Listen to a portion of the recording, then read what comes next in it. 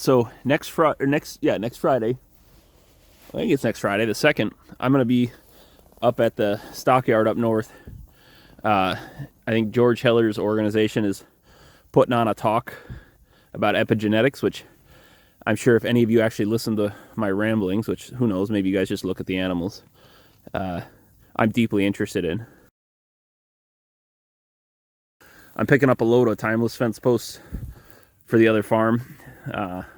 And don't worry, George, I'll space them out way too far, yeah.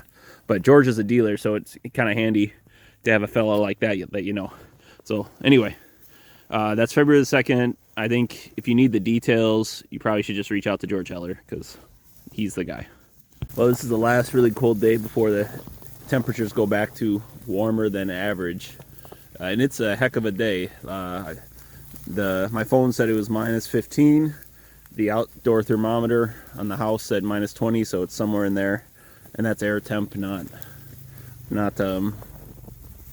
wind chill. So who knows what it is. Luckily, there isn't much wind. I'll tell you what, driving small squares down here on the four-wheeler is pretty brisk. I got Ann to drive it back because it's cold to drive it right now. But we got a little bit of I think a winter lice issue or something. If you look here or on the bull, see he's been itching a lot. And on the British whites, they got some barer spots. Let me see if I can find one. And not on that one, hang on. I think it's on their hindquarters mostly. There, right there, you can see it on her hindquarters. Isn't that a nice looking bull? And he's got it right there too. And then the red ink. So some of them have it. And so Ann and I were talking about, well, how is that? And I said, well, we've brought in a dozen cattle. And so any one of them could have brought it in and spread it around.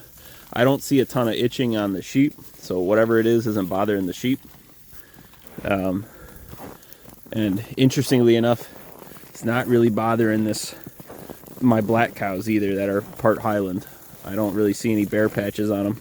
So regarding these winter mites, I don't know that there's much to be done because I don't believe there's a solution outside of letting the animals sort them out or pouring them. And I'm just not interested in putting chemicals onto the food that I eat, the animals that I keep, or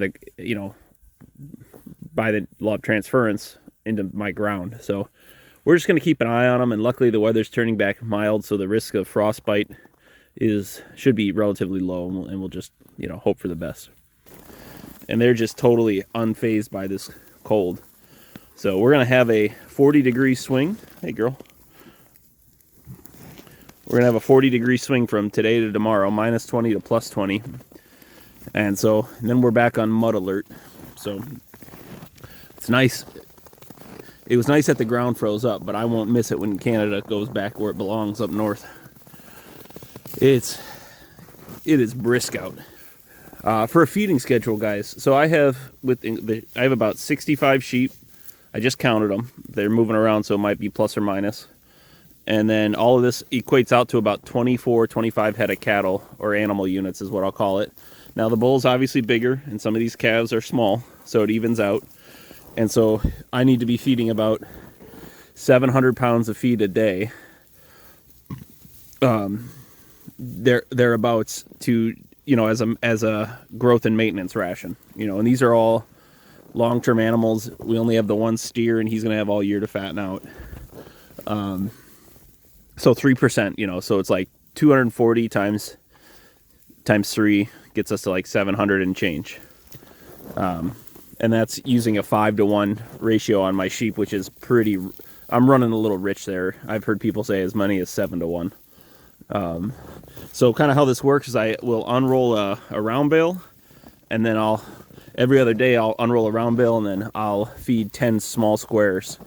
And so that's running a little tight, but I also look at the fact that all these squares are about a 50% alfalfa hay. Some a little more, some a little less. And as you can see, they eat it like candy. And so because the hay is such high quality, whether it's the rounds, that's an alfalfa round, or in these squares, we can get away with not having to overfeed them unless it's super cold. Now, during this last week of below zero temperatures, I basically gave them an extra round bale every 2 days, so that there was never not food on the ground for them to eat to get through, this weather. And my observation around this cold weather is that they look like they struggled the most on the first couple of days, and afterwards they acclimatize really well. Hey, Bob. And so I think it's the temperature swings that put the most stress on the animal versus, not cold or hot. And so it would be nice if it could just, pick a lane. Pick a lane so that these animals can acclimatize to their circumstances. They all look better. Remember old Sicky here? He's doing great, eating like a champ. This is a steer for next year. That's a red Angus steer. That's this year. And then hopefully some of these calves that we get this year are going to be boys, so that we can start getting some beef product out to our customers. Because right now the pickings are slim for beef. Lots of lamb. Lots of lamb. But not a lot of beef right now. So, all right, I'm going inside. It's cold.